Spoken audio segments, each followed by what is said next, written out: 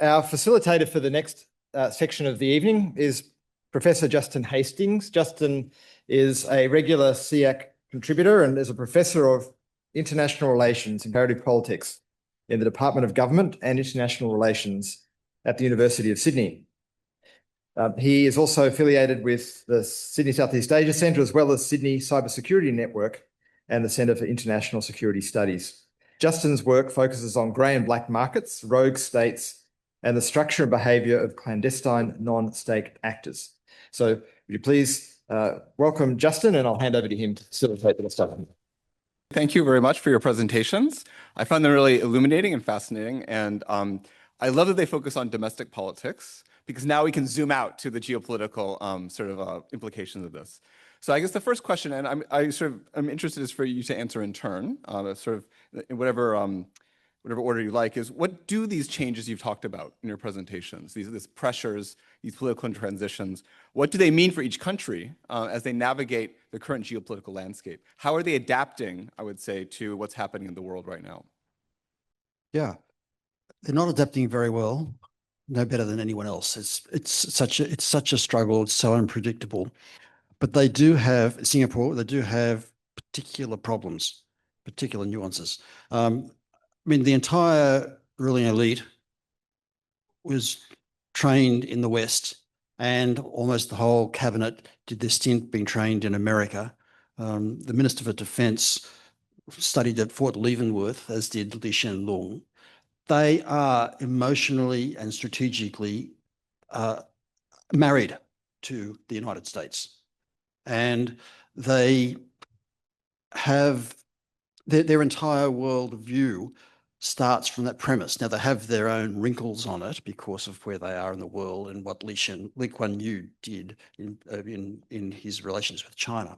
At the same time, they are part of the BRI. You know, they have had their difficult relations with China. When Lee Hsien Loong, in particular, in his time as Prime Minister, was basically shut down by China. China threatened to exclude them from the BRI. They were so upset with them. So this is a serious problem. And underneath all of this, you have what I was talking about there, the born-again Chinese, who are emotionally attached to Beijing. And then the millionaires and billionaires who are business-like attached to Beijing, and even sit on the Chinese People's Political Consultative Conference, executive offices in there. How they manage this is who knows, because they're not doing it very well. They're not taking it very seriously, that domestic political long-term problem. They're treating with kid gloves, and I don't know how long they can get away with that. But that's just a complication. I mean, you know, we're talking about a tiny country that depends upon international law for everything, and depends upon trade and open markets for everything. And they're faced, and they have forever been the best friends to both China and the United States. And now those two aren't playing. Asana, what about Indonesia? So I think the most striking implication of this moment in the geopolitical crisis on Indonesia, for me, that I can see, is the primacy of domestic politics in a way that we haven't seen in several decades in Indonesia. So foreign policy making, sort of international engagements, etc., are usually, it's somewhat insulated from domestic concerns. People kind of know what's happening in the background, and foreign actors who are engaging with Indonesia also kind of consider domestic politics as a background condition, and then these kinds of decisions are technical and they're based on long-term thinking, etc. What these domestic pressures that are building up in Indonesia, what that's doing is that it's bringing domestic politics on top in a way that we haven't seen really in a while. And I think it's going to have two implications in the way that Indonesia adapts. One is that it's going to limit President Prabowo's sort of very grand ambitions of what he wants to achieve on the international stage. We've already seen signs of that. So he's sort of made very bold moves to join the Board of Peace, and then sort of and then has to walk it back because of the war on Iran. And there are domestic concerns that are raised by very powerful domestic actors. So, former vice presidents inviting the ambassador from Iran for a meeting when the foreign ministry has issued no statement on Khamenei's assassination. So, and then they have to sort of walk it back and then issue a statement. Similarly, so one thing it would do, I think, is to sort of, put some limits on the way that he can move around in the kind of things that he wants to get involved in.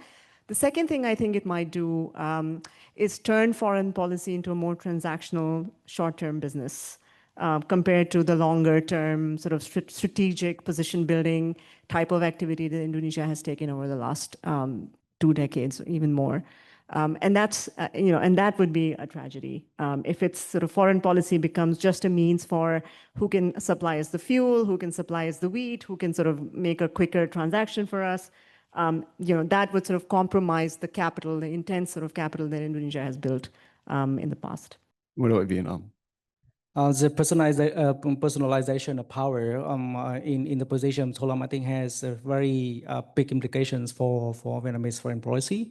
4 years ago, I was here at Khac and talked about bamboo diplomacy of Nguyen Phu Trọng.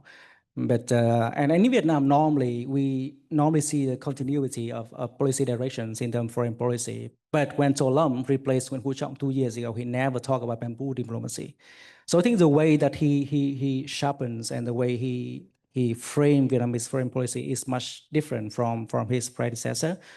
First, in terms of hedging, similar to other middle powers in the region, Vietnam still committed to hedging, but under the previous leadership, the hedging is a bit more kind of like still has some kind of like ideological alignment in there. But for Tholam, he seems to put a lot of emphasis on strategic autonomy in the way that shows Vietnam basically has more, he kept like see that Vietnam has more confidence to lead, more confidence to be, more proactive middle power in the regions, and more responsibility in maintaining the regional order at stake at this moment.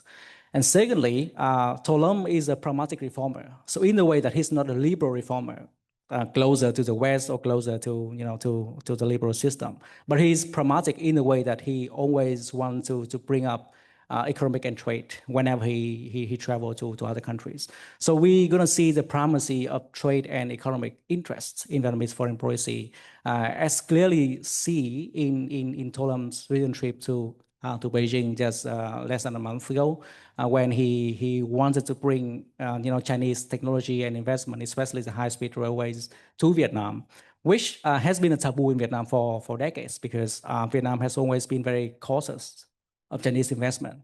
But when Tholam come there and travel, take 2 trips from Beijing to Nguyen and from Beijing to the south of China, and he really liked the high-speed railway and say, well, Vietnam should have this kind of system.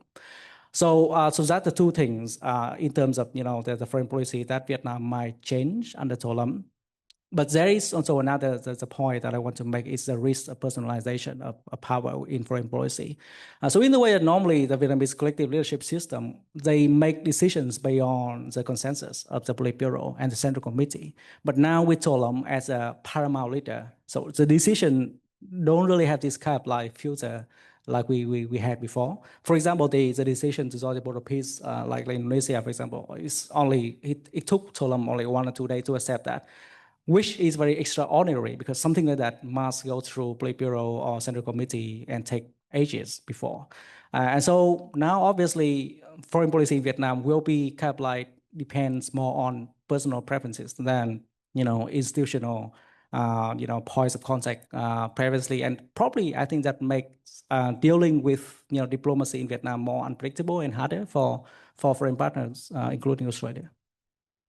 I mean, just as I think a follow-up question, if we drill down to sort of navigating the global geopolitical landscape, specifically, how are these countries going to navigate the US-China competition, which is, traditionally Southeast Asia has said, well, we don't need to choose. That's kind of the political stance. But increasingly, the US and to a certain extent China is forcing this choice, and I think the choice will continue after Donald Trump. This is not a Trump-specific issue. So how are these countries then navigating the US-China competition given their political transitions? Managing this was exactly one of the election promises that got them re-elected. And the Deputy Prime Minister, when he shifted from one seat to another and became seemingly a bit more vulnerable, the big thing was he can manage America. He can manage Trump. He can save us from the tariffs. No. I don't know what they're going to do. They seem to be following the line of least resistance at every point. They've really got to concern themselves with, well, the two big things are tariffs, but they're in the same boat as everyone else. So that's a bit of a problem. But the really big thing that they've got to manage is the capricious, almost equal capriciousness of China. And China has impounded their tanks because they were stopping in Hong Kong port and done things like this. So they've really, I don't know what I don't think they know what they're doing. It is, or if they do, they haven't shared it with me. I think for Indonesia, my bet would be that Indonesia would not abandon its long sort of standing line about being free and active foreign policy. And there are reasons for that. And one of the reasons is because, so the senior sort of policymakers that I've spoken with think that this capricious behavior from the United States and this sort of bullying type behavior is even more reason to hold that line. Right, and not change their stand. This is exactly what they were afraid of, and now it's happening. And so now they have to manage that in the way that they've thought for years to do this. And so there is sort of institutional sort of preference for managing it carefully, for sort of maintaining economic ties with China because they come they come much more easier with fewer strings attached compared to the United States, and also the United States doesn't give cash out very easily, but then also strengthen defense cooperation with the United States. That's been the sort of mix that they've worked with. Not to say that there aren't people in the government who want to push one way or another, and they do often time to time. There are people who think that sort of being the Trump whisperer would be great if they could learn how to do that. And so, trying to offer some extraordinary benefit, et cetera. For example, we saw the controversy about the flight permit access over Indonesian airspace for United States military aircraft, which was promptly then denied by the foreign ministry. And this was something that was negotiated by the defense ministry. And so there are sort of, counterweights within the government that would try to even that out, even if one part of the government tries to overstep that, because it's a really built-in instinct within the bureaucracy. And to the extent that the bureaucracy can be involved in these kinds of decision makings and sort of push back against the personalization of foreign policy that Giang also sort of mentioned is very similar instinct in Indonesia at the moment as well, you would try to see some rebalancing and sort of coming back to senses type of an approach. So I don't see the Indonesia, in the near term sort of moving very quickly one way or another. I think they'll hold the line. Yeah, for Vietnam, I think there are three main strategies that the new leadership under To Lam has been trying to implement in Vietnam. The first one is about domestic reforms. So what To Lam sees that Vietnam has been benefiting a lot from globalization, but now when things are changing, they have to insulate themselves by promoting domestic capability, building manufacturing capability and building a strong economy so that it can be resilient amidst geopolitical storm. And secondly, it tried to diversify as many partnerships as possible. So since To Lam become the president of Vietnam in 2024 until now, the number of comprehensive strategic partnerships of Vietnam has tripled, including Australia and New Zealand recently. That is very important because previously bamboo diplomacy normally just focused mostly on managing the binary choices between China or US. But now Vietnam sees that it's important for Vietnam to have a much stronger and denser and net friends and partnerships so that it can save itself from whatever happens in the future. And third, obviously, for all of that, Vietnam wants to maintain a regional based order by strengthening the multilateral framework. And for Vietnam, ASEAN, even though a lot of people criticize ASEAN, Vietnam still sees ASEAN and other regional frameworks as the pillar of its foreign policy so that Vietnam can punch above its weight. And I think that's a very important point. I just want to add one risk that even though that many countries, including Vietnam, wants to avoid making choices, but I think by slowly taking different steps and directions, accepting investments or making different, policy adjustments, I think they can slowly walk into making a choice without knowing that they're making a choice. I think that's a big risk that is not easy to imagine, but I think it is a real risk right now, and at this moment. And Margaret, a quick follow-up. Yeah. Yes. Listening to my colleagues, I can hear, I've detected there is a fundamental difference between what's happening in Singapore and what's happening in Indonesia and Vietnam, especially with foreign policy, in that in Indonesia and Vietnam, it's becoming more personal, more capricious. The policy decided on a whim, different departments operating on different agendas. In Singapore, they sing from whatever else they do, they sing from the same page. They have a very, very strong and very well-trained foreign policy establishment.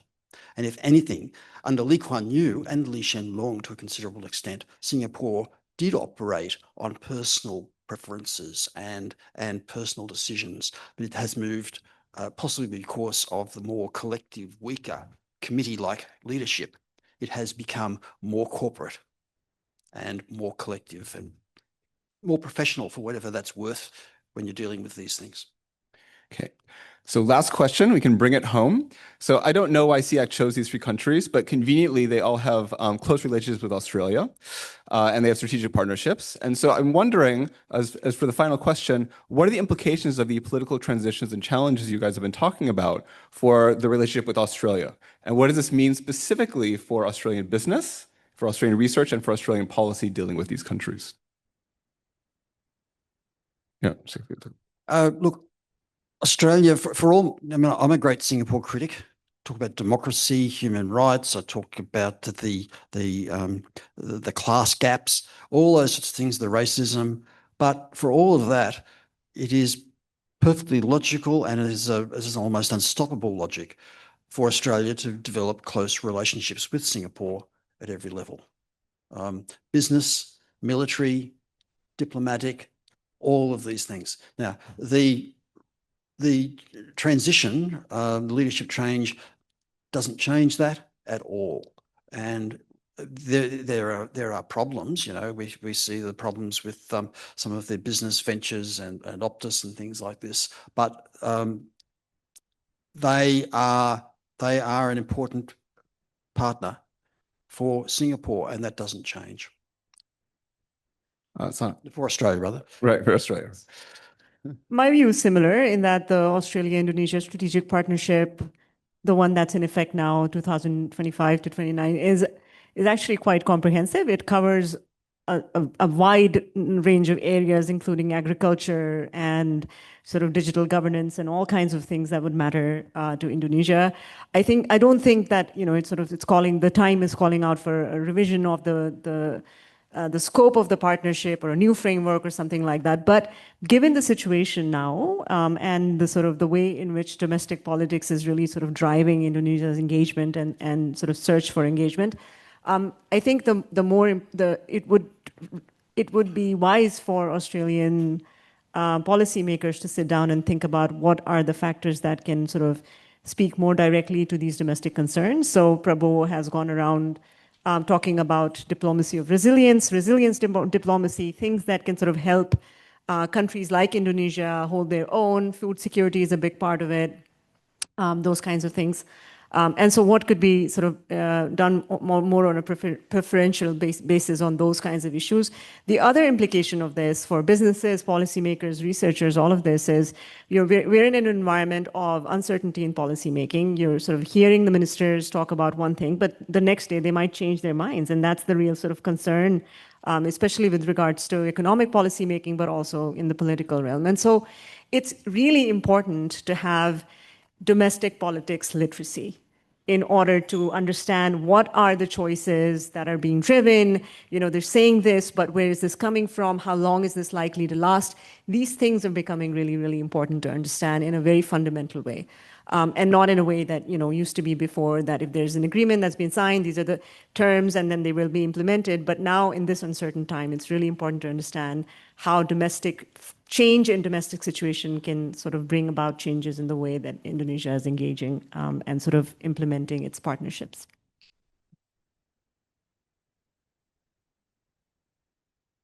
Yeah, I think changes not only in domestic politics, but also in foreign policy and geopolitical landscape can bring the good, the bad, and the unknown for Australians.